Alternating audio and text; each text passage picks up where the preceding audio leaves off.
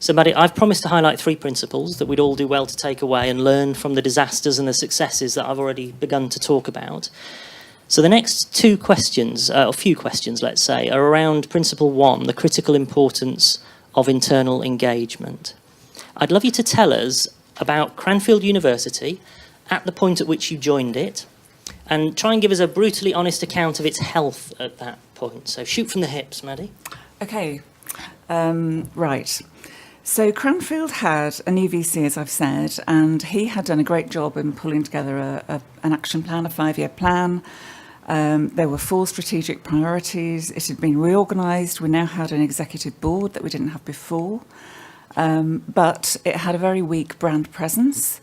It had been a very successful university going back 70 years. It's our 70th anniversary this year. But actually, it was a university that had thrived as a series of federations. It was a collection of small units that somehow hung together, but actually drove their own ship.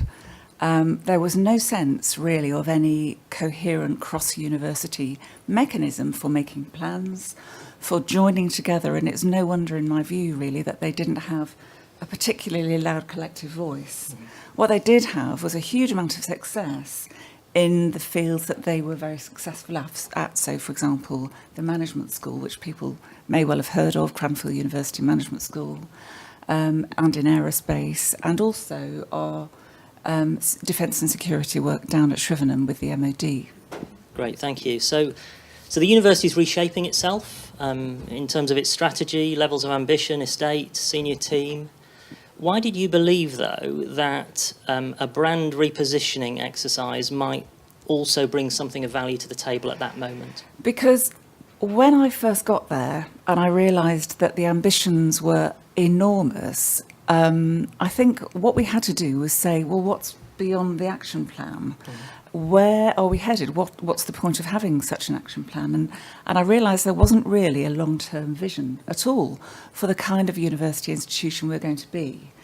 Were we going to be wholly postgraduate as we've remained? Were we going to be branching out into undergraduate work? Were we going to partner overseas? Nobody had really got a vision of what we were going to become one day. And I also realised, and we did some work on that visioning, and that was really quite exciting. If we had time, I'd tell you all about it. But I think the other thing that dawned on myself and also the Vice-Chancellor was that unless we did some sort of gathering together and agree what our agenda was and then express it collectively, we were never going to be speaking with one voice in the way we needed to do if we were going to be more than that sum of the parts. And a rebrand seemed inevitable at that stage. Great, that's really helpful. And I can vividly remember feeling like the conversation had well and truly begun when we landed as an agency as well. It was not like we were having to begin that conversation. Maddie had done some absolutely excellent groundwork, helping people to clarify exactly what the university was going to stand for going forward. Let me ask you, who owned the project? What was the sort of decision-making structure? And who was involved at what level? Because I'm interested in what levels of internal engagement took place. It was led by the Vice-Chancellor and myself, and that was absolutely crucial. And we formed a steering group of the Chief Operating Officer and also the Pro-Vice-Chancellor of the Management School.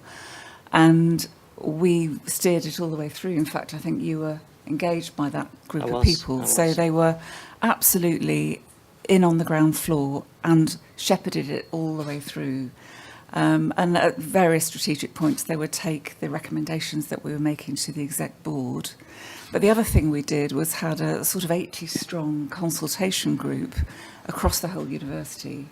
And that included a few alumni, actually, so students and staff. So it was a very wide constituency. We had to be a bit selective about how many questions we asked them. Or we'd never make any progress, but actually they were quite an important group. And your own Marcoms team as well, they were very much part of this process. Very much so, yeah. So all sorts of different groups at different levels of the university were engaged throughout the process from day one. One of the most important pieces of work that we did really early on was around brand architecture. I'm going to put what we call the exploded sun diagram on screen. Can you tell us what this is and its significance to the project?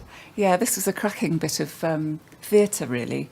I managed to pull together with a lot of detective work all the brands and logos that we were actually using as a university at the time. I mean, given that we're not a massive university, you can see the absolute chaos that reigned. And it was a really vivid illustration of why we needed to join together, because obviously all our many, many customers across the world were sort of accessing the university through one or other of these brands and had no idea about the rest of them. There was no obvious connection between many of these at all. And it was quite a sobering moment. It's becoming a bit of a work of art for us to have on the wall. And I think it convinced people, didn't it, that there Yeah. was a really serious job of work to be done here, that we couldn't allow this to proliferate even further. And when you think that that diagram, the very fact that it is a diagram, it formalises what is even more chaotic than the diagram shows. So, and it's not an unusual picture. Lots No. of institutions find themselves in this sort of a mess just by organic growth. Yeah, it has led us to ask lots of hard questions that we still continue to ask ourselves about, well, what bit of the university is that? Is that internal? Is that external? This has led on to something called the Cranfield Group, because we have spin-outs and we have all sorts of companies who are affiliated with us, but naturally they're not part of the internal architecture. And it's really helped us to have a bit of a mental discipline about how we bring new elements of the organisation into it and how we manage it going forward. And then I'm just going to put one more diagram on screen. So this, it may be worth just saying a little bit about your theme structure as a university so that people can make sense of this future state diagram. Yeah, we had already got a theme structure in place, meaning that all of our full schools have 2 or 3 themes each. And that just means that we're market facing in terms of the sectors that we have work within. So we have, I'm trying to read them all now, we've got management, we've got defence and security, aerospace, water.